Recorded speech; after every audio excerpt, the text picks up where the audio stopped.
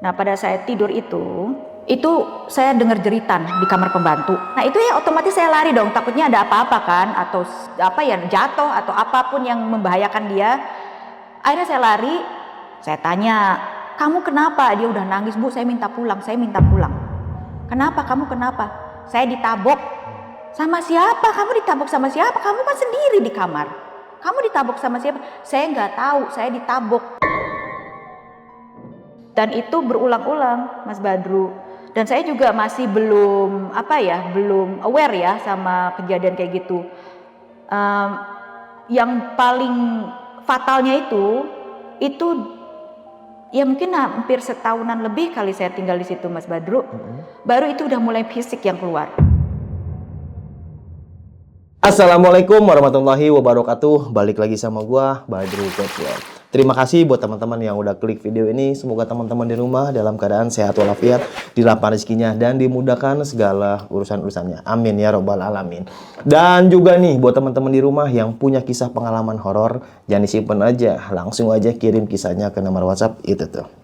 Koi kita merinding syahdu. Kali ini kita udah berhasil lagi nih sob buat menghadirkan salah satu narasumber yang cukup jauh. Ya betul, dari benua Australia. Kalau di Indonesia berapa RW tuh yang dilewatin buat ke sana? Gokil, jauh banget. Dan alhamdulillah beliau nyempetin waktunya nih buat merinding syahdu buat teman-teman semua. Oke, nggak usah lama-lama, langsung aja kita sapa tamu kita kali ini. Halo Kak. Halo. Siapa namanya nih Kak? Nama saya Rina Byrne. Oke. Saya dari Australia. Oke, Australianya di mana nih Kak? Di Sydney. Sydney. Iya. Banyak kanguru di sana kayak. Betul, Iya. betul sekali, ya. Dan terima kasih nih ke Rina nyempetin waktunya nih. Iya. Alhamdulillah. Ini lagi berkunjung kemana nih Indonesia nih Kak? Ke saudara dan orang tua. Oke. Kebetulan, iya. Apa emang setiap bulan atau setiap tahun ke Indonesia? Aduh, kalau setiap bulan rugi dong. Iya, jauh banget soalnya. Iya, jadi Oke. cuma setiap tahun aja. Setiap tahun sekali aja. setahun, iya. Kan kakak ini kan domisilinya Australia. Udah berapa puluh tahun di sana Kak? Kalau di total mungkin sekitar 30-an lah ya. 30 Hampir tahun. 30-an lebih ya. Oke, dan ini mau berbagi kisah pengalaman di Australia atau di Indonesia nih? Dua-duanya. Dua-duanya. Iya. Oke, tadi di belakang layar Kak Rina sempat cerita nih sob. Wih, ngeri banget ya. Oke, siap. Tahan dulu Kak Rina ya. Iya. Oke. Nggak usah lama-lama lagi, cari posisi ban terbaiknya, siapin kopi sama cemilannya. Langsung aja kita merinding syahdu.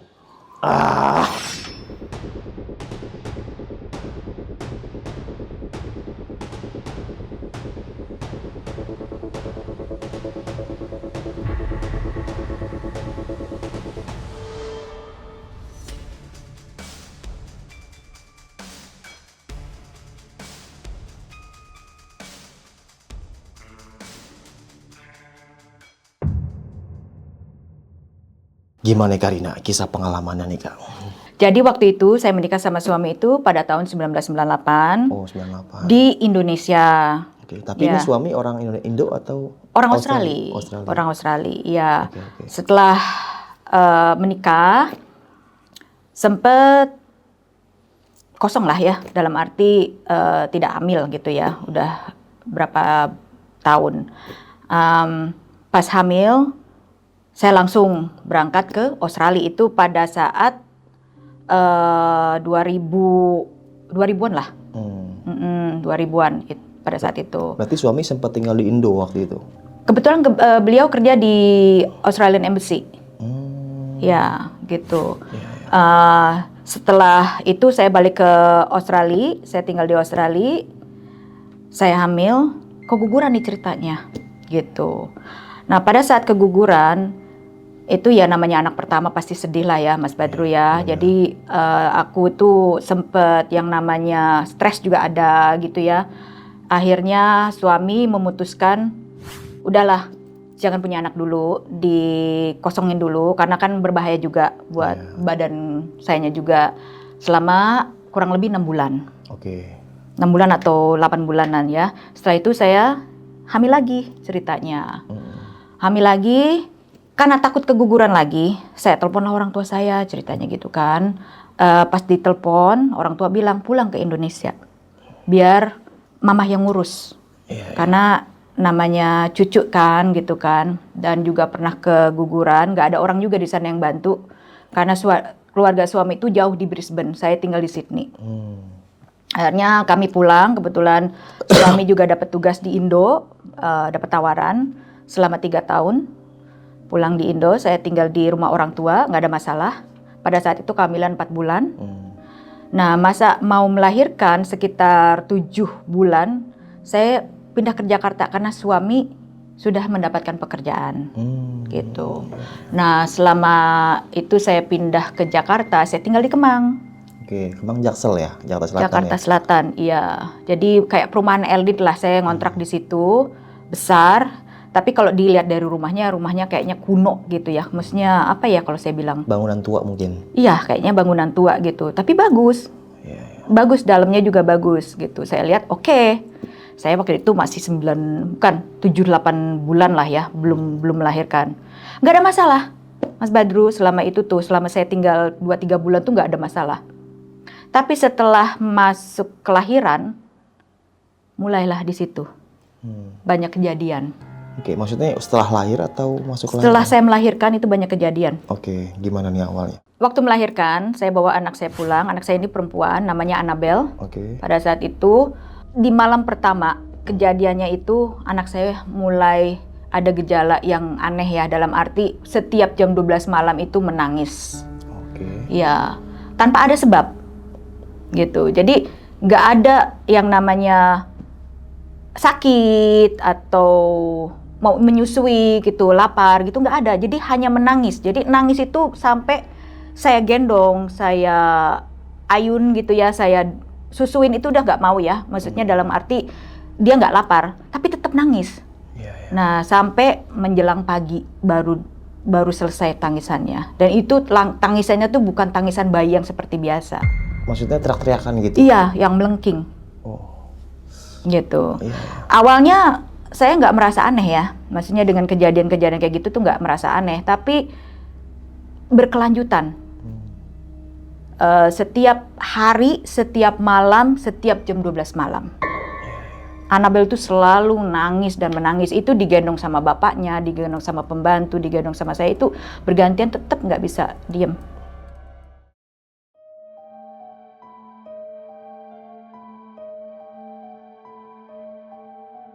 Seminggu kemudian, pas saya lagi menggendong anak saya, di ruang anak saya, di kamar anak saya melihat sekelebatan di depan saya.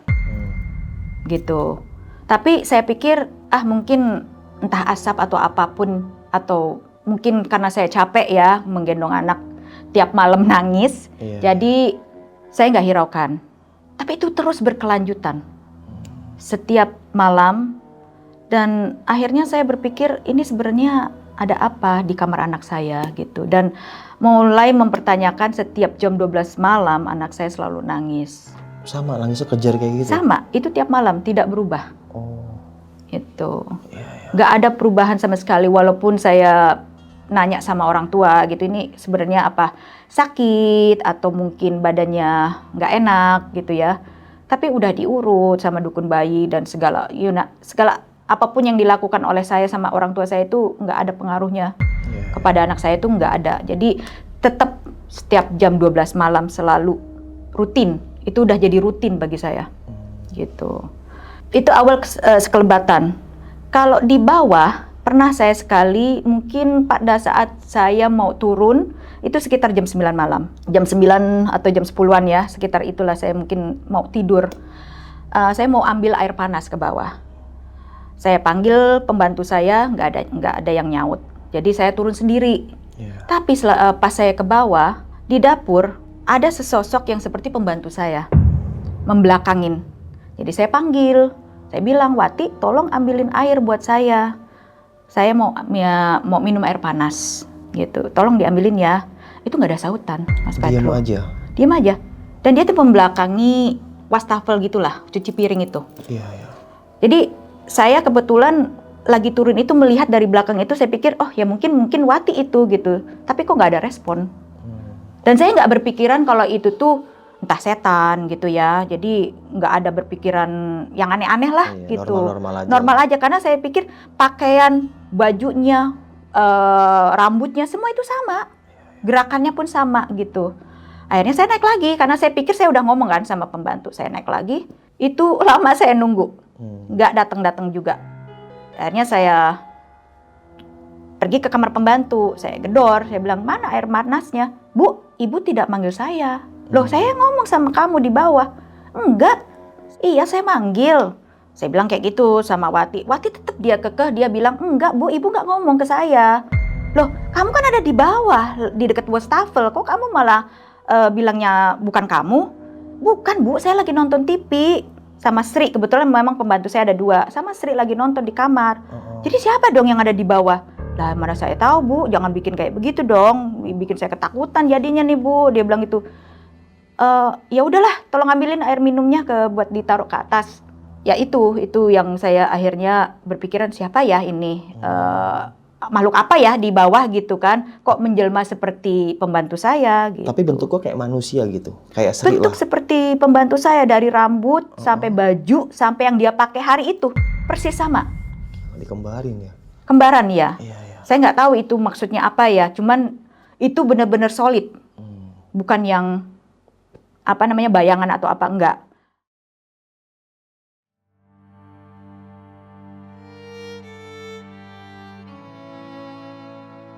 Jadi setelah kejadian yang kedua dengan si pembantu saya Wati ini, itu ada jeda memang beberapa hari, nggak nyampe beberapa minggu ya, berapa hari. Pembantu saya yang kena, jadi bukan saya. Jadi saya dapat laporan dari mereka. Laporannya adalah ini ya 3 hari 4 harian lah dari kejadian yang kedua. Itu mereka lagi bebersih jam 4 sore pada saat itu. Jadi pembantu saya itu ada 3, 1 laki-laki, 2 perempuan. Gitu, yang 1 laki-laki ini menjaga sebagai satpam dan kerja berat lah, bersihin-bersihin kolam renang, rumput gitu. Nah kebetulan yang laki-laki ini dia membantu untuk ngepel di atas. Gitu, lagi bantu ngepel, itu tiba-tiba itu saya hidup komputer sama TV bersamaan. Tapi yang lucunya adalah tidak ada listrik, tidak nyolok ke kabelnya tuh nggak nyolok ke listrik. Jadi dia nyala, plus berapa menit mati. Kabelnya nggak nyolok ke saklar? Itu diterusurin sama pembantu yang saya yang laki, nggak nyolok. Terus? Ya, saya pikir bohong kali gitu. Jadi saya pikir bukan. Mungkin dia hanya ngada-ngada aja kalau menurut saya gitu, karena saya sendiri kan nggak melihat. Tapi besoknya lagi kejadian sama pembantu saya yang perempuan, yang si Wati itu. Itu saya dengar jeritan di kamar pembantu. Nah yang kena itu Wati lagi gitu. Nah waktu dia kena itu ya otomatis saya lari dong, takutnya ada apa-apa kan, atau apa yang jatuh atau apapun yang membahayakan dia. Akhirnya saya lari. Saya tanya, kamu kenapa? Tapi itu mukenahnya sudah penuh dengan darah. Saya tanya, kamu kenapa? Dia udah nangis, Bu, saya minta pulang. Kenapa? Kamu kenapa? Saya ditabok. Sama siapa? Kamu ditabok sama siapa? Kamu kan sendiri di kamar. Kamu ditabok sama siapa? Saya nggak tahu, saya ditabok. Ini sudah penuh dengan darah, Bang Badru. Ya namanya mukenah kan putih ya, udah penuh dengan darah. Terus saya tanya, emang kamu lagi ngapain? Lagi apa sampai kamu tuh ditabok? Siapa yang nabok kamu? Apa kamu sendiri yang nabok? Dia tetap kekeh bilang enggak. Saya tuh ditabok. Saya nggak tahu siapa yang nabok saya. Dan naboknya itu kenceng. Dia lagi sholat. Lagi sholat, lagi takbir. Iya. Akhirnya hari itu juga dia minta pulang. Resign maksudnya? Resign. Wow. Gila merinding. Gitu. Di situ saya masih makin bingung, Mas Badru, karena kejadian kan beruntun nih, ya, dari anak saya lahir, terus pembantu, saya melihat pembantu, yang kedua pembantu yang saya laki itu komputer itu yang bikin aneh kan gitu, tanpa ada electricity, ya kan, bisa hidup sendiri. Terus pembantu saya, akhirnya saya cari-cari dong, berita-berita dari warga setempat. Jadi kalau misalnya Mas Badru ngelihat rumah saya yang di Kemang, rumah saya Kemang itu belakangnya itu memang rimbun ya. Nah temboknya itu sekitar 3 meter. Tinggi banget. Setelah jadi kolam renang, terus tembok, keluarnya itu ada namanya makam, saya nggak tahu itu makam apa, yang saya dengar dari masyarakat di sana, itu makam yang udah lama yang masih dijaga oleh masyarakat Kemang tersebut, Kemang Dalam. Dan kemungkinan kalau saya rasa dari pembicaraan mereka, rumah saya itu adalah tempat transitnya. Gitu, karena berdekatan jaraknya, cuman batasnya tembok.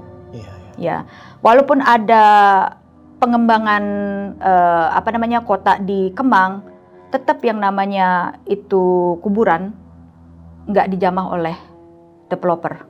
Oh, nggak sampai kegusur lagi. Nggak sampai, dan masih sampai sekarang. Oke. Nah, dengan banyak kejadian kayak gitu, akhirnya suami saya selesai, tapi saya udah nggak mau tinggal di situ, Mas Badru. Akhirnya saya pindah. Berapa Setahun bulan? di sana saya, cuma setahun karena rugi dong kalau itu, karena saya harus bayar pakai dolar kan itu. Jadi cuma setahun saya pindah ke rumah yang di dekat Tanjung Barat, tapi nggak ada masalah di sana. Akhirnya saya pulang ke Australia. Tapi selama saya tinggal di rumah tersebut, di rumah yang baru di tahun berikutnya, hanya anak saya yang menangis. Itu menangis tiap malam. Dan itu sampai saya pindah ke Australia pun itu terbawa. Saya pikir kan kalau udah melewati benua, udah dong gitu kan. Ternyata enggak. Tetap anak saya diganggu.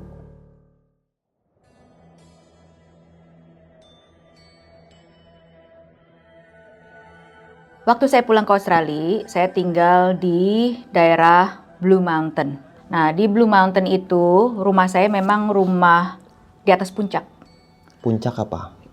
Jadi di atas gunung ya kalau kita bilang. Di gunung maksudnya, bukan di atas gunung. Nanti ini susah pula nanti membayangkannya. Kayak kawasan Puncak Bogor lah gitu. Iya, tapi saya memang di atasnya gitu. Nah, di situ rumah itu 4 kamar. 4 kamar dengan halaman yang luas, dan luasnya itu adalah pohon semua sekeliling saya. Wow.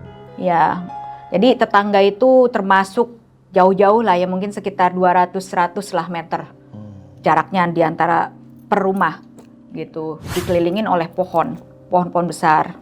Namanya pohon eucalyptus gitu, ya pohon-pohon besar. Awalnya sih sebenarnya nggak ada kejadian yang menakutkan waktu saya tinggal seminggu ya, 2 minggu itu nggak ada. Rumahnya sebenarnya nggak besar-besar banget ya untuk ukuran Australia, tapi memang wilayahnya wilayah yang banyak pohon. Nah, pas saya masuk itu tidak ada, selama seminggu lah ya, mungkin nggak ada gangguan. Tapi setelah saya menempati beberapa minggu baru ada kejadian gitu.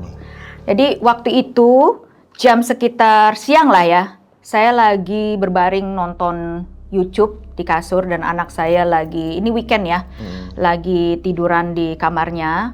Kami mendengar ada suara seperti pintu dibanting, tertutup gitu, kayak bang gitu, seperti itu. Saya kaget dong, itu kan awal. Jadi saya pikir mungkin angin atau ada orang yang masuk gitu. Karena rumah saya kan jauh dari tetangga.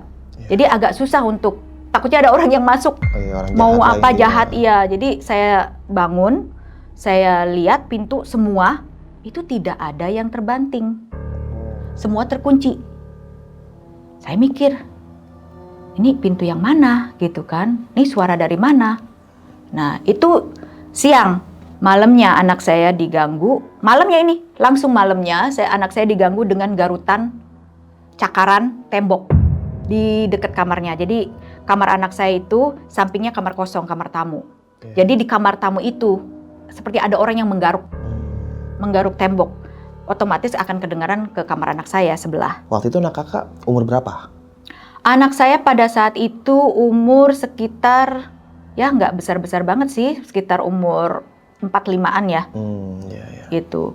Jadi dia sempet panggil saya, Mami garuk-garuk. Gitu. Are you scratching my wall gitu kan? Aku bilang, enggak. Kerajinan banget Mami nyakar-nyakar tembok. Terus kata dia, iya juga ya Mami ya. Kok bisa ya? Siapa ya Mami? Kucing nggak? Coba dilihat lagi gitu kan. Dan itu continue setiap hari, setiap malam. Suara garuk iya. itu. Tapi garuknya tuh nggak yang garuk begini ya. Garuknya tuh yang dari atas sampai ke bawah, seret gitu. Kayak mencakar gitu. Jadi kayak nyilu-nyilu gimana gitu kan kalau dengar kayak begitu tuh. Nah itu sempat anak saya tuh ketakutan. Tapi nggak ada garutan di dinding tuh nggak ada. Gitu. Kalau memang ada garutan ya di dinding, otomatis kalau tangan itu pasti cakaran itu pasti ada dong. Iya, bekasnya Cakarannya. gitu. Ini nggak ada. Jadi saya pikir apa ya? Kok bisa gitu? Apakah yang ada di Indonesia nyampe gitu ke Australia, ya kan? Nah itu kejadiannya bertubi-tubi. Nah kalau yang siang, sering kali siang ya, kejadiannya siang itu selalu jam 2 lah, jam 2, jam 3 kalau anak saya udah pulang sekolah. Kalau dia udah masuk kamar, dia tidur, bukan tiduran ya, maksudnya bukan tidur ya, tapi tiduran, istirahat gitu habis pulang sekolah. Itu dapur saya tuh udah penuh dengan bunyi-bunyi kayak orang lagi masak. Yang goreng lah, yang lagi buka laci lah gitu. Kalau siang-siang ya? Siang. Tapi dicek rapi, nggak ada apa-apa. Saya juga mikir ini sebenarnya ada apa di rumah saya ini gitu kan? Apakah setan yang sama yang dibawa anak saya gitu kan? Karena anak saya masih setiap malam itu selalu nangis.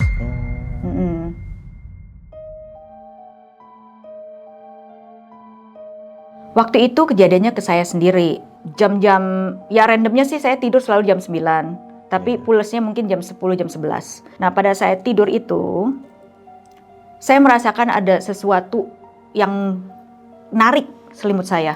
Saya pikir suami, tapi suami enggak gitu. Suami udah pules tidur gitu. Ini siapa? Oh mungkin kucing saya.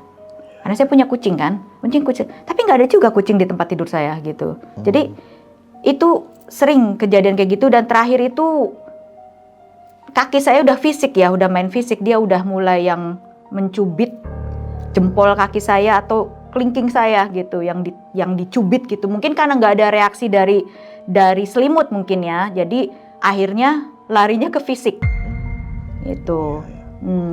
Dan itu berulang-ulang Mas Badru, dan saya juga masih belum aware ya sama kejadian kayak gitu. Yang paling fatalnya itu ya mungkin hampir setahunan lebih kali saya tinggal di situ Mas Badru. Baru itu udah mulai fisik yang keluar. Yang fisik bener fisik ya. Yang kalau cuman baru cubitan kaki mah itu nggak berasa ya, nggak sakit-sakit banget. Itu udah mulai cakaran. Baik ke anak saya maupun ke saya sendiri. Cakarannya gimana maksudnya? Hanya seperti cakaran kucing ya. Tapi hanya perih, bukan yang berbekas. Hanya perih, jadi merah gitu. Dan saya pikir itu udah nggak wajar itu. Kalau memang akhirnya pergi ke fisik ya. Dan kadang di paha, kadang di tangan, kadang di belakang. Masa sih ada orang tidur telentang terus dicakarnya di belakang? Nggak mungkin dong kalau memang itu kucing. Pasti ada sesuatu gitu kan. Jadi yang benar-benar saya khawatirkan dengan kejadian fisik ini, itu adalah anak saya setelah beberapa bulan dari kejadian yang dicakar-cakar ini. Memang ada jeda ya, gitu, jeda, terus tiba-tiba anak saya kena. Dia muntah, keluar muntahannya itu dengan ada beberapa bercak darah. Memang saya nggak mendokumentasi karena pada saat itu saya udah panik. Udah panik, dan saya tanya, emang kamu makan apa gitu kan, atau kamu minum apa? Ini kejadiannya anak saya udah berumur hampir 7-an lah, 7, 8 gitu. Dan itu bagi saya abnormal ya. Kalau udah bercak darah, saya pikirnya penyakit dalam atau apa. Saya periksa ke dokter, nggak ada apa-apa. Itu yang bikin saya khawatir tentang situasi di rumah. Karena udah main fisik ya waktu itu ya? Udah main fisik. Akhirnya saya konsultasi lah dengan beberapa ahli agama. Jadi waktu saya panggil pastor itu, dia membawa sage.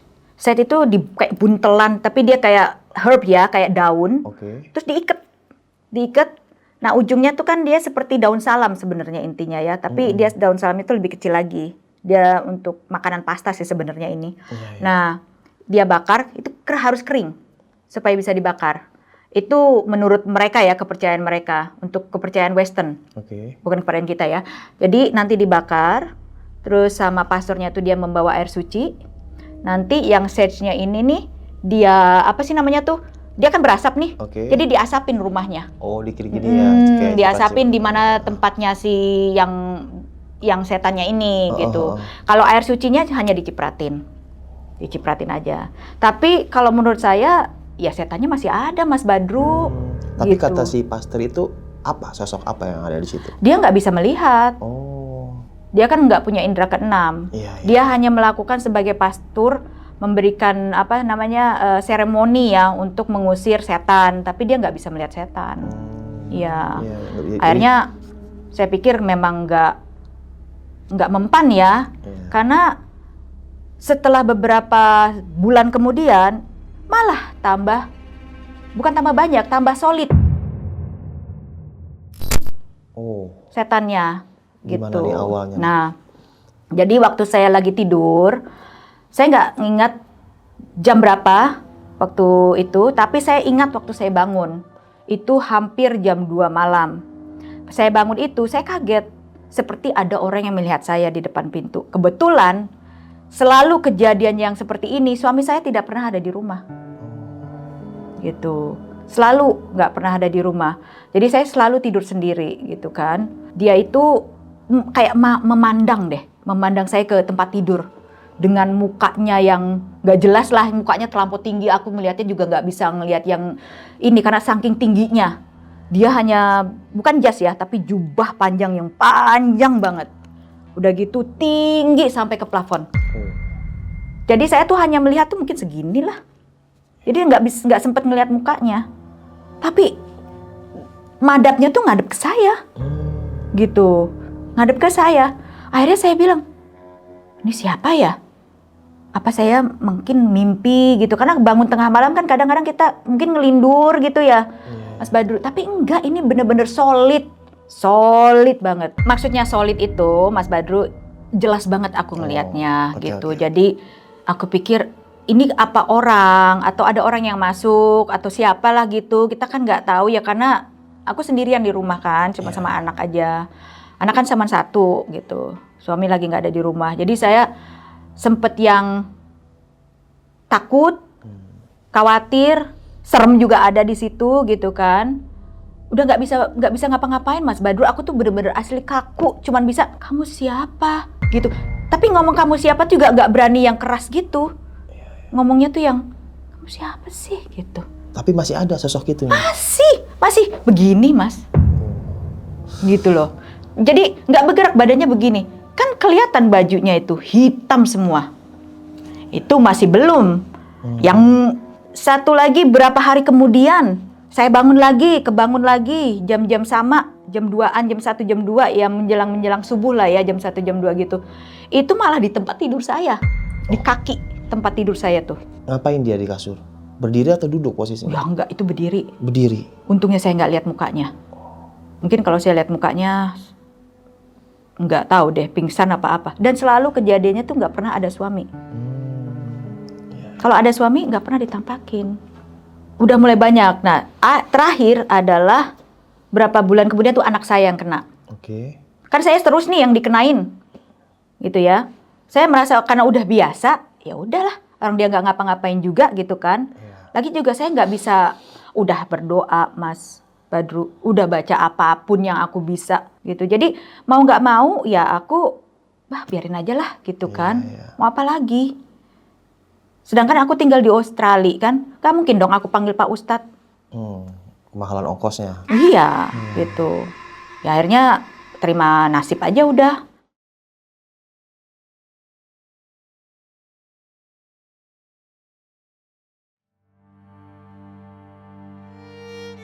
Jadi pada malam itu tuh dia mau ke toilet, akhirnya dia nggak jadi ke toilet. Gara-gara dihadang oleh itu. Si makhluk itu. Saya nggak tahu makhluknya apa ya, karena ya inilah perbedaannya antara setan luar dan setan Indo ya, setan luar sama setan Indo.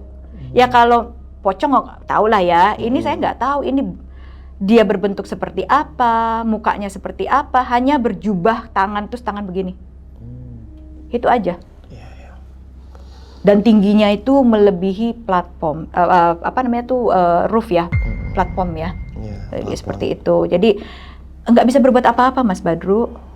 Jadi saya pikir mau diapain lagi. Tapi kalau untuk yang kejadian anak saya yang menangis itu selalu, itu nggak pernah berubah. Sampai dia umur 4 tahun, 5 tahun, 7 tahun? Sampai dia umur 15 tahun. Oke. 15 tahun kami pindah ke Qatar.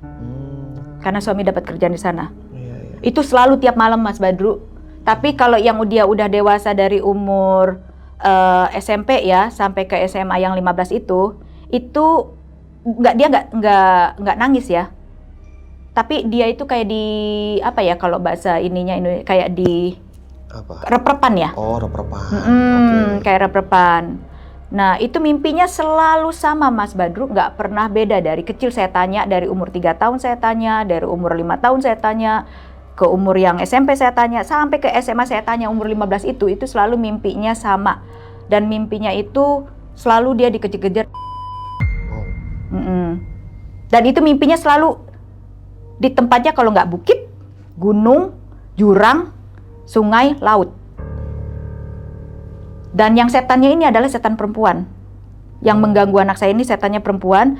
Dan setannya itu dari anak saya lahir maksudnya bayi ya sampai ke 3 tahun. Itu sesuai dengan setannya itu sesuai dengan umur anak saya prosesnya. Sampai ke umur 15 tuh 15 juga setannya umurnya. Iya, ngikutin umur si anak Annabelle saya ini. yang Annabelle ini iya. Iya. Sampai sekarang walaupun anak saya udah 23, 24 tahun, tetap setannya mengikuti 24 tahun juga. Gitu. Ada nih Mas Badru kejadian yang anak saya dan saya melihat. Kami lagi nonton TV. Saya nggak tahu jam berapa. Mungkin jam-jam belum jam tidur ya. Mungkin jam 7 jam 8 lah habis makan malam. Harinya saya nggak tahu tepatnya. Kami lagi nonton karena di rumah itu semua tuh kaca. Kaca. Jadi saya melihat ada seperti bayangan di luar. Nah, bayangan ini sekelebatan di luar tuh kayak kalau orang jalan kan suka di di jendela tuh suka ada set gitu kan. Nah, saya melihat ada apa ya? Ada orang nggak kali? Siapa orang malam-malam gitu kan? Ada tamu? Saya bilang ke anak saya kayak gitu. Ah, Mami, lihat aja katanya gitu. Saya lihat karena di luar kan gelap, nggak ada lampu karena di Australia itu tidak ada pencahayaan di luar kalau di malam hari. Jadi hanya ada di tempat yang kita tempati aja. Misalnya di ruang tamu hanya ruang tamu aja. Dan luar itu hanya lampu tembak kebiasaan. Jadi lampu tembak tuh maksudnya kalau ada yang lewat dia akan hidup. Oh gitu. Iya. Berarti Tapi kalau nggak di Indo kan nyala semua tuh kalau ya, malam. Betul. Oh mati kalau di sana tuh. Sana mati. Jadi hanya hidup yang diperlukan aja. Iya. Gitu. Nah karena kami ada di ruang tamu, otomatis yang hidup di ruang tamu. Nah, pada saat kami belum tidur, otomatis lampu tembak akan jalan terus. Cuman yang lucunya, lampu tembak nggak hidup dengan bayangan tersebut. Gitu. Berarti kan bukan manusia atau hewan. Saya bilang sama anak itu, coba dilihat, Mami aja. Hari saya lihat, saya intip, nggak ada siapa-siapa. Tapi selalu bayangan, gitu kan? Akhirnya saya bukalah pintu depan. Saya lihat, karena sensorinya juga tidak bergerak, tidak menyala. Sensori lampu sensornya itu nggak bergerak gitu kan. Bukan nggak bergerak, nggak nyala. Saya agak ke depan lagi maju ke parkiran. Nggak ada. Saya maju lagi. Siapa sih? Gitu kan. Saya karena takutnya ada orang jahat aja gitu. Karena suami saya juga selalu nggak ada di rumah dengan kejadian kayak begitu. Selalu nggak pernah ada di rumah. Jadi saya lihat lagi. Sampai ke depan, agak ke jalan. Dari jauh saya melihat sesuatu yang kira-kira mungkin kalau orang bilang mungkin skinwalker. Gitu. Skinwalker itu makhluk yang berbentuk seperti skin itu kan kulit. Dia kulit aja, jadi kulit pucat putih semua. Dan dia tuh merangkak jalannya. Kadang dia merangkaknya begini, kadang maunya dia aja, kadang begini. Nah, itu nanti tergantung dari pikiran kita. Kita takutnya apa nih? Kalau kita takut sama binatang anjing, dia akan berubah seperti anjing. Tapi kadang-kadang dia akan berubah seperti suami kita. Misalnya saya kangen nih sama suami nih, tiba-tiba dia akan berubah menjadi suami. Iya. Ya, kalau di Indonesia mungkin genderuwo kali ya, Iya, gitu yang suka nyerupain datang gitu ya. menyerupai suami. Kalau dia kayak gitu, kadang kita kangen sama ibu kita, tiba-tiba kayak orang tua kita yang ini datang ke kita. Jadi prosesnya mengenai pikiran kita larinya kemana gitu. Iya, iya. Jadi pada saat itu saya ngeliat skinwalker itu, saya masuk dong, nggak mau, saya takutnya entah dikejar atau diapain. Memang dia nggak ini sih ya, nggak kayak gitu. Tapi kalau dia berubah menjadi sesuatu, kemungkinan besar bisa. Iya, iya. Gitu. Atau jadi anjing, ya kan? Atau jadi ular, gitu. Jadi lebih baik apa ya namanya, mendingan masuk rumah aja. Dan itu saya ceritain ke suami nggak percaya. Nggak percaya? Enggak. Suami saya memang sama sekali nggak percaya dengan hantu. Iya, iya. Anaknya aja cerita ke bapaknya mengenai kejadian yang ada di rumah pun, yang ditampakin, yang dicakar, dinding yang dicakar gitu. Dengan dia punya mimpi, itu suami saya nggak sama sekali percaya. Gitu. Mungkin perbedaan antara saya sama suami mungkin itu ya, karena mungkin dia nggak percaya, itulah makanya dia nggak ditampakin. Mungkin, saya nggak tahu ya. Kalau aku kan masih percayalah dengan kayak gitu, karena di dalam Al-Quran juga kita harus percaya kan dengan makhluk halus. Seperti itu Mas Badru.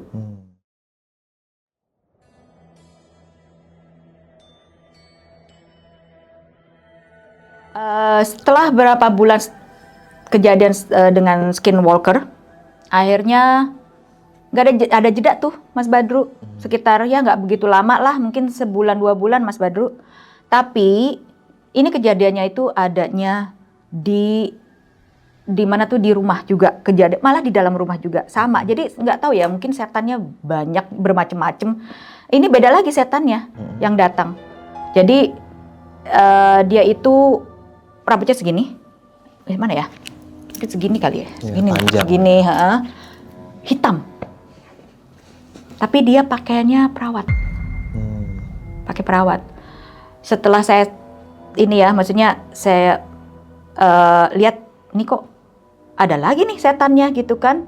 Itu kejadiannya malam pas anak saya udah tidur.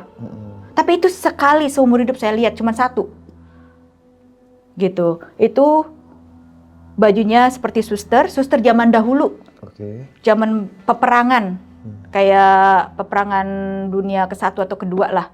Seperti itu. Jadi yang pakai gini nih. Oh iya. Ya, yang pakai gini, yang pakai apa, topi itu ya. Topi yang di atas. Terus rambutnya panjang, cantik. Cuman ya pucet itulah, gitu. Pucet mukanya. Terus dia cantik sebenarnya. Dan dia nggak ganggu. Dia cuman lewat gitu. Itu di antara ruang makan dan dapur. Karena memang kita aktivitasnya antara dapur, ruang makan kebanyakan. Itu sosoknya muncul ke ibu, menghadap ke ibu, ngeliatin gitu. Jadi dia itu jalan dari kamar yang kosong.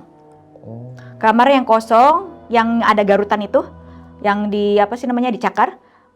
Terus ke mana tuh? Ke dapur ke ruang makan, hilang tembok. Maksudnya hilangnya juga, saya juga bingung kok bisa gitu nembus ke ini. Karena solid kelihatan, bener-bener jelas saya ngelihat, terus tiba-tiba menghilang, udah. Tapi dia cuman ngeliat saya aja gitu. Gitu ngeliatnya. Ya kalau dilihatnya serem sih, serem juga ya orang ngeliatnya kayak begitu, gitu kan. Sampai kayak yang menatapnya tuh yang tajam gitu ya. Iya, yang nggak berkedip kan serem ya, nggak berkedip terus menghilang. Gitu. Itu sekali. Dan setelah saya tanya, memang di rumah saya itu dulunya adalah bekas kayak kitanya bukan rumah sakit ya, tapi itunya darurat. Apa? Perang. Oh, tempat darurat, apa sih namanya? Darurat, yang perang darurat itu yang kalau ada pengobatan di situ. Saya nggak tahu apakah dia hanya lewat, karena kejadian itu hanya sekali. Saya pikir saya akan ketemu lagi besoknya, nggak ada. Ya. Setelah sekian lama saya tinggal di rumah tersebut, di rumah yang saya punya itu, akhirnya suami saya itu bilang ke saya suatu malam, gimana kalau saya kerja di Qatar, di Doha. Saya dapat proyek selama 5 tahun di Metro. Saya bilang oke, gitu kan, karena new experience juga kan, pindah keluar yang beda alam, bukan beda alam ya, maksudnya beda kultur. Beda kultur, nggak nggak sama dengan di Australia. Ke Australia kan Western ya, ini beda ke Arab gitu kan, jauh sekali bedanya.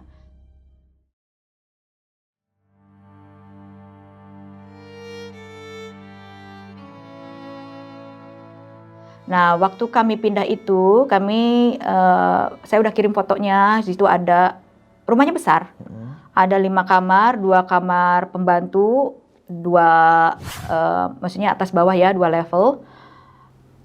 Selama anak saya di situ itu nggak ada kejadian sama sekali tentang mimpi, tentang setan, tentang apapun. Jadi benar-benar clear, nggak ada. Apakah mungkin karena negara Arab? Ya bukan negara Arab ya, maksudnya negara Middle East, atau mungkin nggak ada hantu lah di rumah itu mungkin saya, tapi kemana anak saya pergi selalu terbawa mimpinya, baik itu di Indonesia, baik itu dia liburan ke Indonesia gitu ya, itu tetap biarpun di rumah ibu saya, di hotel, di mana itu selalu dia mimpi, dan itu nggak pernah ada jeda, nggak pernah ada jeda, tiap hari gitu, sampai anak saya tuh mengalami gangguan tidur.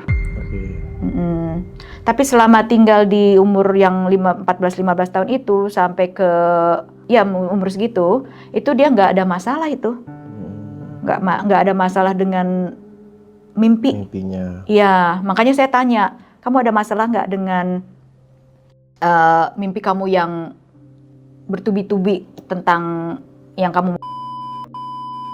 Enggak. Tapi kami liburan ke Australia, berarti kan liburan tuh karena kita tinggal di Qatar kan, kita di Doha. Pulang ke Australia berarti liburan. Itu selalu tiap malam dia diganggu. Mimpi yang bertubi-tubi sampai sekarang. Sampai sekarang? Gitu. Nah yang sedihnya lagi setelah selesai di Doha, kami pindah lagi ke mana? Ke Australia. Karena rumah yang saya itu kan udah saya kontrakin. Gitu. Itu setelah 5 tahun ya, Mas. Berarti kan jaraknya panjang tuh. Ya kan? Setelah 5 tahun saya pulang ke Australia, saya tinggal lagi di rumah yang beda. Tapi daerahnya sama atau beda? Beda. Beda. Daerahnya beda, ya. Ini lebih ke pelosok lagi. Lebih jauh dari Sydney. Jadi kayak kita tuh farm. Gitu, farm adanya di Wagga. Anak saya kan pulang kuliah dan nggak begitu lama menikah. Nah, waktu menikah itu dia nih ceritanya yang pindah ke rumah yang baru, yang saya ngikut ceritanya. Nah, waktu saya ngikut itulah mulai kejadian sama anak saya juga di rumah yang baru ini. Jadi kejadiannya tuh setelah kami tinggal beberapa bulan, nggak nyampe setahun ya, beberapa bulan itu mulai kejadian-kejadian yang aneh muncul dari bayangan sampai ke sosok yang hitam itu muncul lagi, yang tinggi besar itu. Nah itu malah justru yang ditampakin suami anak saya. Sama kejadiannya di depan pintu. Ini beda rumah, bukan rumah yang sama, tapi prosesnya hampir sama seperti di rumah yang lama, yang saya tinggal di rumah yang di Australia, yang di gunung. Apa ya, saya pikir apakah ngikut lagi, karena kan udah ada jeda 5 tahun. Kemungkinan besar nggak mungkin dong ngikut ke kita lagi gitu kan. Tapi ini kejadiannya asli terjadi sama anak saya yang laki. Dia posisi lagi ngapain waktu itu, Kak? Sama dengan seperti saya atau anak saya, lagi tidur. Tidur, terus dia tiba-tiba terbangun sekitar jam 1, jam 2. Dan posisinya selalu anak saya itu melihat gitu ya ke pintu, ada sosok itu di depan pintu dengan baju yang sama, tinggi yang sama, ukurannya semua sama, dengan tangan seperti ini. Jadi dia begini, gitu, posisi seperti itu, dan itu berkali-kali, Mas Badru. Jadi justru anak saya yang laki nih yang kena, gitu kan? Dan dia cerita sama saya keesokan harinya, karena orang sana memanggil saya bukannya mamah ya, walaupun dia menikah sama anak saya, tetap manggil saya Rina. Bukan ya, ibu atau mama? Nggak gitu? ada. Kalau sih kan mantu ya, sebutnya mantu. Iya, kulturnya beda. Rina gitu? Iya, Rina, dia bilang gitu. Saya mau bicara. Wah, penting amat gitu kan. Bicara apa nih?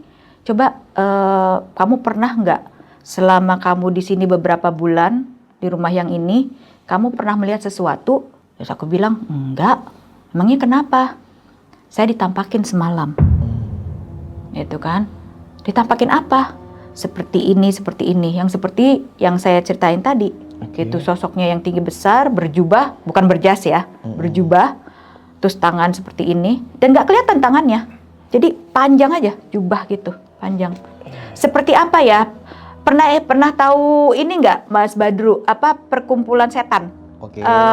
Grup pemuja setan. Jubah. Gitu. Seperti itu. Cuman ini bedanya dia tinggi sekali, sampai nggak kelihatan mukanya, gitu. Ada mukanya, tapi kita nggak bisa melihat jelas saking tingginya, gitu. Seperti apanya? Nah seperti itu, seperti perkumpulan grup penyembah setan ya. Ada kan cerita seperti seperti itu jubah-jubahnya hitam semua. Dan itu hitamnya tuh bukan jubah yang cuman segini panjang kayak jas hujan tuh, bukan kayak gitu. Bener-bener dia diselimutin gitu tuh. Kayak gitu. Itu kejadiannya dia bilang yang pertama itu sekali. Nah besoknya kejadiannya berulang seperti itu lagi. Akhirnya saya pikir ini ada sesuatu lagi nih di rumah gitu kan. Ya seperti prosesnya seperti sama dengan rumah yang pertama, Mas Badru. Saya panggil pastor juga. Sama kejadiannya seperti yang itu, cuman beda pastor aja ya. Mungkin yang pertama saya pakai Kristen mungkin ya, yang ini nih saya pakai Katolik juga sama, nggak mempan. Gitu. Akhirnya saya putus asa, saya diemin. Malah habis dicipratin sama si pastor ini, itu makin banyak Mas Badru setannya. Makin banyak gimana nih? Jadi berbeda-beda setannya tuh. Ada yang dia hanya sebagai kayak asap lewat gitu kan. Itu di mana-mana. Di ruang tamu, kita lagi nonton gitu. Dia nanti tiba-tiba sekelebat di belakang. Dan itu random. Itu kita lagi nonton mau hari apa kek, mau hari Jumat kek, mau hari Minggu kek. Itu selalu pasti ada dalam satu malam, itu pasti ada. Sekelebatan di belakang kita nonton. Dan karena kita udah capek ya. Karena aku juga udah sering ngelihat gitu kan. Awal-awal memang takut, anak saya ketakutan. Apalagi suaminya anak saya juga ketakutan. Padahal dia tuh tingginya 2 meter. Tetap aja nggak ngaruh. Kalau takut aja kan gitu ya. Nggak ngelihat kondisi badannya seperti apa. Itu nggak, selalu itu jam-jam tertentu. Yang jam 7, jam 8, kadang datang jam 9 gitu. Pas kita lagi nonton. Nah, nanti kalau yang siangnya kejadiannya itu dapur bunyi itu, klenteng. Nah, kalau yang pintu dapur itu yang pintu kalau kitanya bilangnya kitchen drawer ya. Itu selalu buka tutup gitu, atas juga. Tapi nggak ada sosoknya waktu itu? Nggak ada sosoknya. Walaupun aku bisa melihat sedikit ya, gitu. Nggak kelihatan sosoknya Mas Badru. Jadi hanya bunyi benturan kitchen door itu aja gitu loh. Drawer gitu. Itu yang sama sekali bagi aku aneh gitu. Ini sebenarnya nih setan maunya apa sih gitu. Di aku, apa di rumahnya, apa di anakku gitu. Sampai aku mencari jawaban kemana-mana, itu nggak ada jawabannya. Udahlah ke Ustadz ya, yang ada di Australia juga nggak bisa bantu. Udah aku morotalan, udah aku bacain Al-Baqarah tiap hari, itu nggak mempan juga. Udah aku panggil pastor juga udah nggak bisa. Akhirnya ya aku pasrah aja gitu. Dan itu juga nggak cuman hanya bayangan. Kadang cakaran juga datang lagi. Nah yang lebih parahnya itu sempet air keran bunyi sendiri gitu. Sayangnya saya nggak punya bukti ya Mas Badru. Kalau ada bukti sih mungkin lebih meyakinkan lagi. Dan itu berkelanjutan sampai sekarang. Sampai sekarang? Detik ini Bu? Masih. Oh masih diteror. Makanya tadinya saya kan mau bawa anak saya. Karena mungkin pengaruh dari mimpi anak saya ini kan sampai sekarang anak saya 23 tahun mau masuk 24. Itu kan tetap masih ada yang namanya mimpi. Yang dikejar-kejar itu? Iya. Dan mimpinya itu yang mengejar dia sekarang seumuran juga dengan dia. Mengikuti perkembangan. Mengikuti perkembangan. Ya. Nah akhirnya mungkin saya nggak tahu ya, karena mereka menikah nih dan pindah nih ke suaminya. Mungkin Oh, sosoknya ganggu ke suami. Iya, tapi bukan mimpi. Ya itu yang seperti yang saya bilang tadi. Sosok-sosok yang setan-setan yang ada di rumah kayak mulai diganggu dengan halusinasi suara atau bener-bener yang pintu yang terbanting atau pintu dapur yang bergoyang atau apa aja gitu. Kadang tiba-tiba saya naruh apa, tiba-tiba jatuh gitu. Nggak ada angin, nggak ada apapun yang, nggak ada kucing yang jatuhin gitu. Tiba-tiba jatuh. Tapi karena mungkin kami udah terbiasa kali ya. Jadi, dan juga nggak ganggu yang separah-parah kayak ditabokin kayak model di Kemang gitu ya. Iya. Itu masih bagi aku kalau cuman dicakar-cakar ya, cakar-cakar sakitnya kucing mungkin ya, yang cuman merah-merah aja dan nggak berbekas, is okay lah gitu. Cuman kalau udah masuk ke dia mau jatuhin kita, atau kan ada cerita-cerita seperti itu ya, misalnya dia ngedorong kita, alhamdulillah belum ada. Alhamdulillah ya. Iya, cuman kalau penampakan ada, bayangan kayak asap ada, bayangan di luar lebih banyak lagi. Jadi kalau menurut aku mungkin ya, yang aku rasain ya, udahlah pasrah aja mau diapain lagi. Masa aku bawa ustadz dari Indo? Nggak mungkin dong gitu kan. Sedangkan ustadz-ustadz di sana banyak juga ustadz-ustadz, tapi yang ahli hikmah, ahli apa namanya tuh ruqyah kan juga nggak banyak gitu. Di sana banyak, Bu? Kemungkinan ada, cuman aku mungkin belum dapet yang pas, bukan pas ya, dapetin yang aku tuh belum pernah nemuin kalau yang kalau ustadz-ustadz biasa yang cuman apa namanya imam di masjid mungkin ada gitu ya, gitu ada di Lakemba gitu kan, tapi di Canterbury, tapi di Sydney ya ini. Tapi kalau di yang benar-benar dia ahli hikmah, dia meruqyah, saya belum pernah melihat gitu. Apa belum pernah melihat atau belum ketemu gitu. Maksudnya belum ketemu yang pas. Iya. Kemarin kan sempat ketemu, cuman waktu itu belum ada. Iya, dia hanya cuman menyarankan. Bukan Iya. berarti dia membantu saya semaksimal mungkin, dia cuman menyarankan saya disuruh membaca surat Al-Baqarah. Ya semua orang juga tahu lah kalau surat Al-Baqarah kan memang untuk rumah ya, membersihkan rumah dan segala macam, termasuk dengan surat-surat yang lain gitu.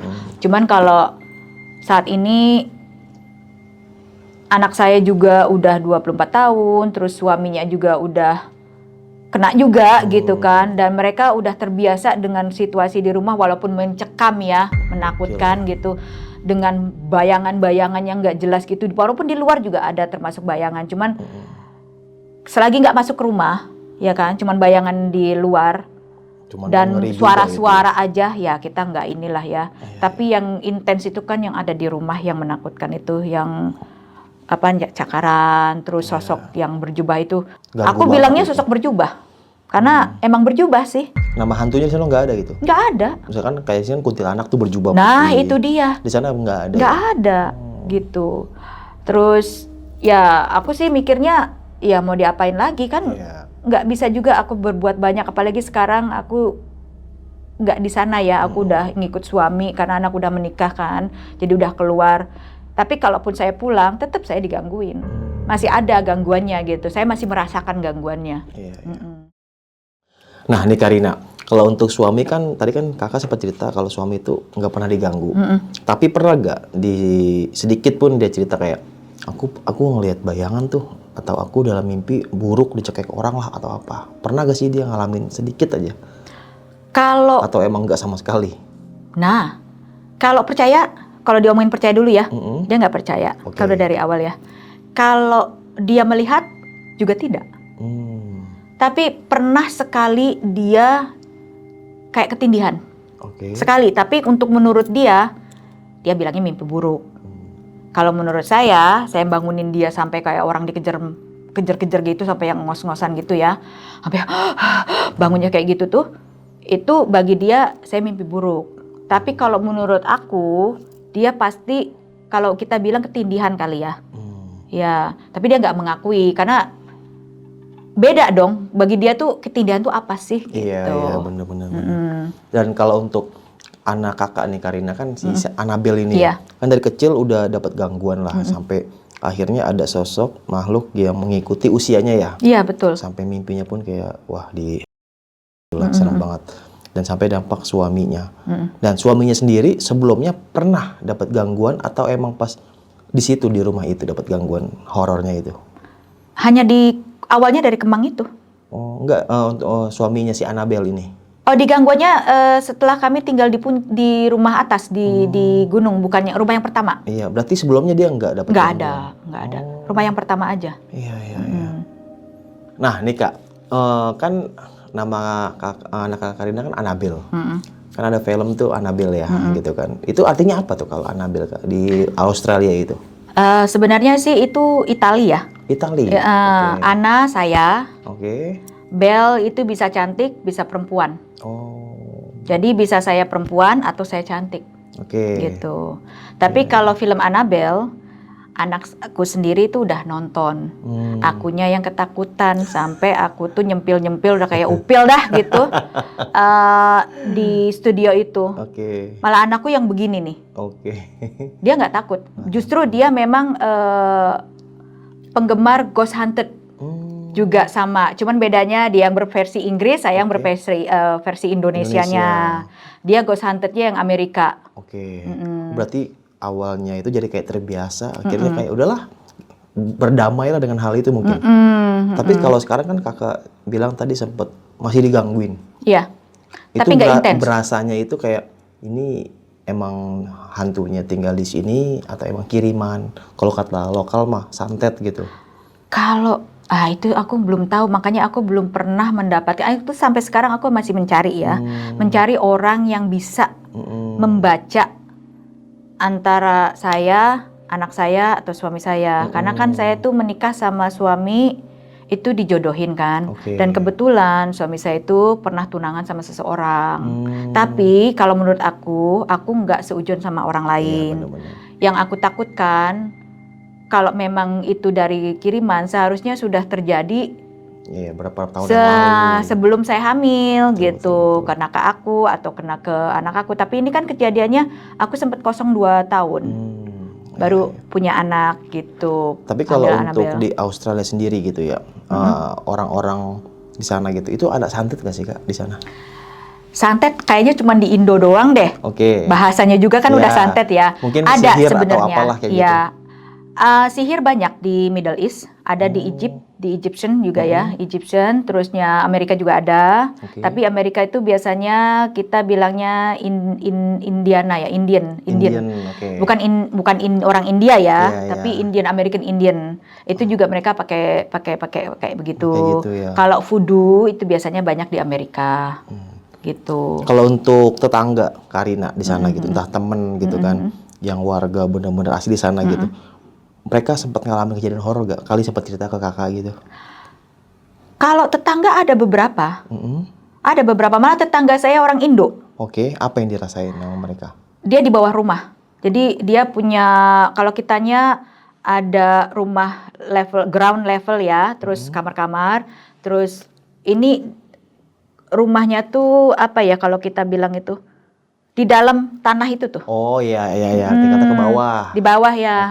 Tahu. Yang buat naruh gudang lah apa itu biasanya dia dikerjain di situ. Yang kalau dia sih cuman barang yang berpindah.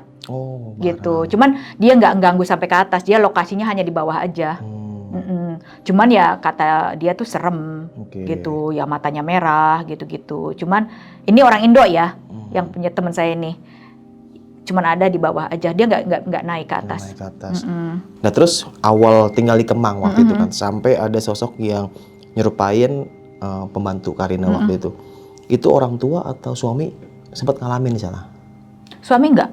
Ini yang bikin saya bingung itu, suami nggak pernah ngalamin, nggak tahu saya itu. Apa karena dicuek-cuek aja kali ya? Tahu, mungkin karena mereka nggak percaya ya, jadi susah juga setannya mau masuk kali gitu, nggak ngerti juga. Bisa jadi. Kalau feeling saya dia pernah mungkin kayak bayangan, cuma dia cuek aja kali ya. Orang bule nggak gitu. Nggak gitu. Nggak juga. Gitu. Nggak cuek juga. Kalau mereka ngalamin, mereka akan cerita. Ya? Seperti anak saya kan juga bule. Iya benar. Yang anak yang laki, yang apa namanya tuh anak mantu saya tuh. Mantu. Ya kan bule, malah bule yang bener asli. Udah badannya besar, tinggi, 2 meter lebih gitu kan. Wow, 2 meter. Takut sama setan.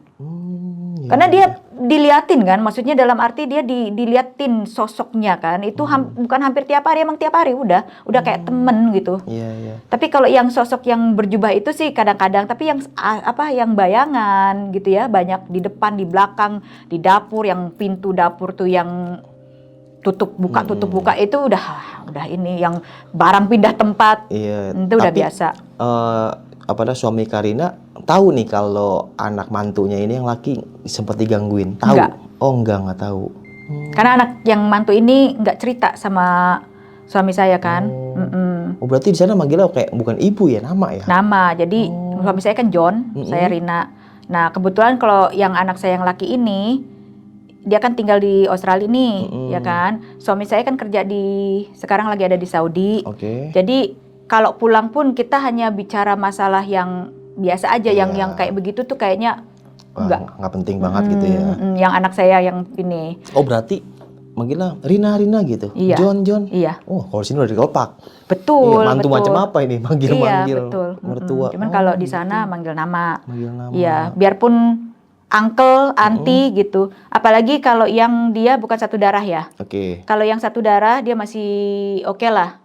Tapi oke lah ya manggil auntie, uncle gitu pada kecil. Giliran udah sejajar sama kita, udah manggilnya Rina, John gitu. Ponakan-ponakannya si John juga kan manggilnya John aja. Oh gitu. John mau kemana John? Gitu.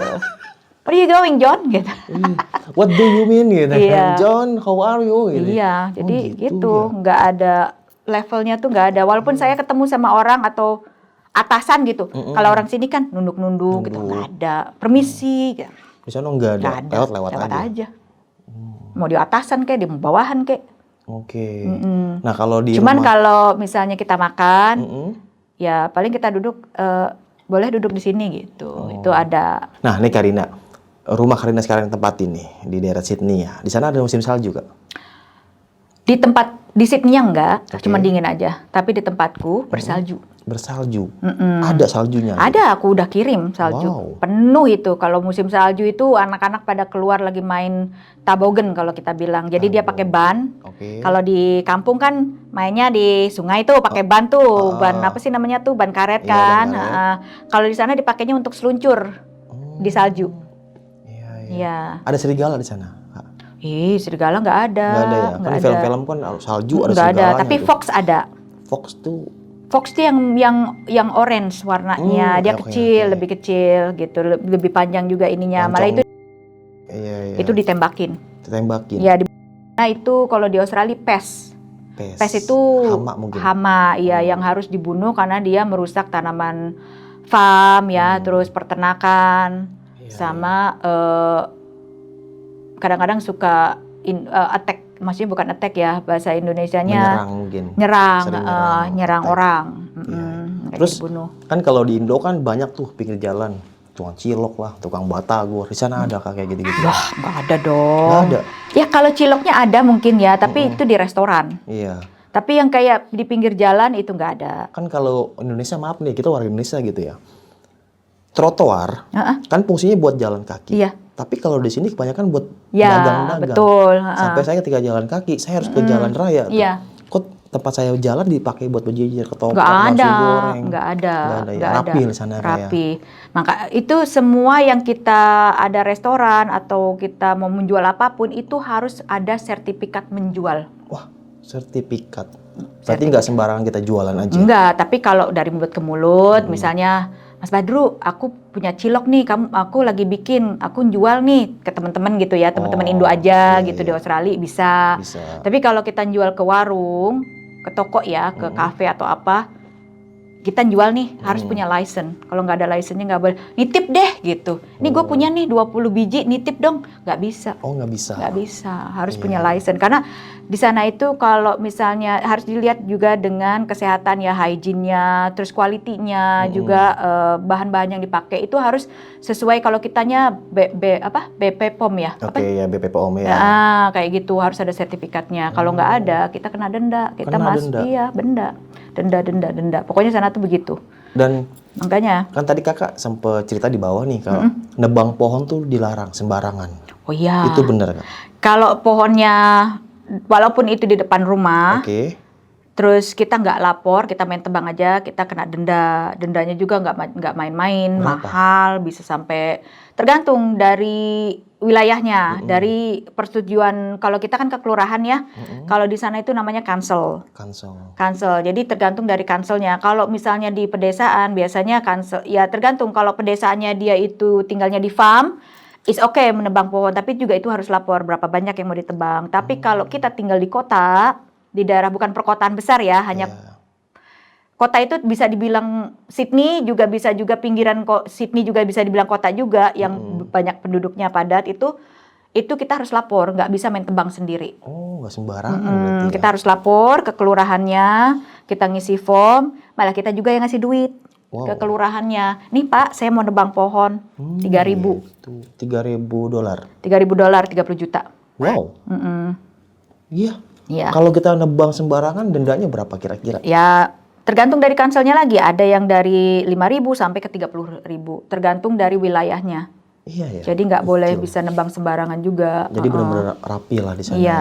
Tapi yang saya heran Mas di sini nih. Apa? Orang Indonesia tuh kaya loh. Kaya? Kaya apa nih maksudnya? Nah, makan di luar ya. Oke, di luar rumah. Di luar rumah, di warung atau di toko, di restoran apalah, ya. Itu hampir tiap hari. Terus minum kopi juga. Oh, di kafe. Di kafe sampai jam berapa malam gitu ya. Iya, Jam-jam 2 juga masih ngopi.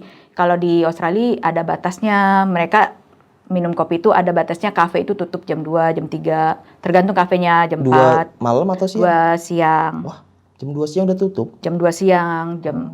Maksimum 4 ya. Gitu 4. Kalau kafe-kafe yang untuk jualan kopi sama sandwich gitu itu biasanya jam 4 udah tutup. Tapi kalau restoran tergantung restorannya sampai jam 9. Itu maksimum jam 9 jam 10.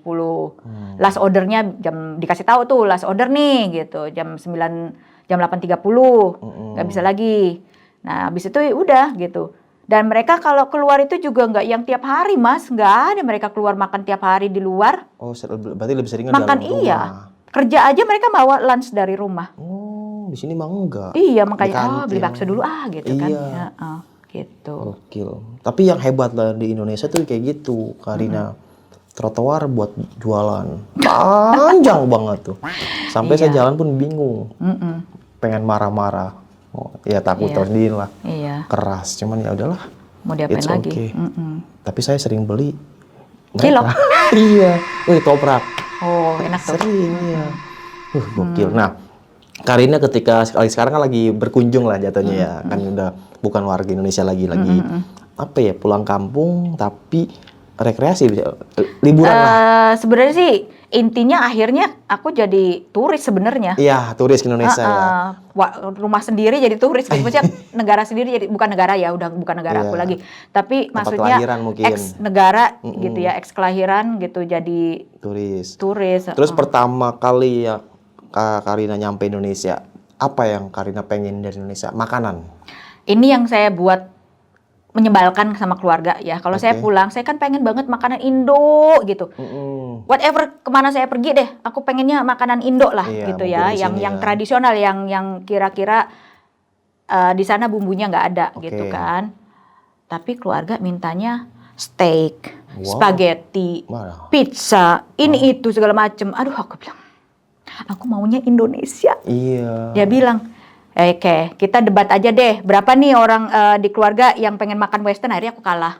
Aku akhirnya take away. Take away aku buat sendiri. Nanti makan bareng sama mereka. Tapi aku punya makanan sendiri gitu. Kayak Betawi kan ada tuh ikan pecak kayak gitu. Betul. Jengkol gitu kan. Karena di sana susah nyarinya kayak. Ada. Suamiku doyan jengkol pete doyan. Malah kalau itu suka minta. Suamiku tuh Indo banget. Dia bule tapi bule Indo ya, karena akunya mungkin terlampau kuat kali ya, termasuk anakku walaupun bentuknya kayak begitulah gitu kan, kayak bule gitu. Aku kalah sama dia itu. Tapi tetap namanya makanan ikan asin mau, tempe mau. Tapi si Anabel ini bisa bahasa Indonesia kan? Nah, itu dia. Ngerti. Tapi nggak bisa jawab karena kami memang tinggal di sana selama itu ya gitu. Berarti sama kayak saya Kak Karina. Saya kan asli New Zealand. Selama Indonesia jadi saya nggak bisa bahasa New Zealand. What do you mean? Thank you too gitu kan. Ya Indonesia tuh panas gitu, Panas biasa ya. saya di salju. Ya. AC-nya tuh nggak berasa gitu. Berasa. Gokil, Karina nih jauh-jauh dari Australia, alhamdulillah nyempetin lagi datang ke sini Karina ya. Makasih banyak Terima juga kasih, Allah. Mas Terima kasih. Badru. Australia, kanguru terkenal kanguru. Mau ditemenin? Enggak. Oke, nah Karina terakhir nih nanya. Ya. Dari semua pengalaman horor yang kakak alamin di Indonesia, bahkan di luar negeri juga, bahkan dimanapun itu kan, paling serem itu sosok apa kak yang kakak lihat pada waktu itu? Yang paling serem ya? Setannya Indo deh. Setannya Indonesia, macam-macam mungkin ya. Setannya Indo tuh dibilang apa ya?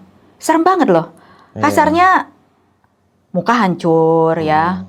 Terus genderuwo berbulu gitu kan, yang begitu-begitu tuh. Terus tuyul yang matanya besar banget, kepalanya gede, tapi badannya kecil gitu. Terus apalagi pocong lah gitu ya, yang serem-serem gitu.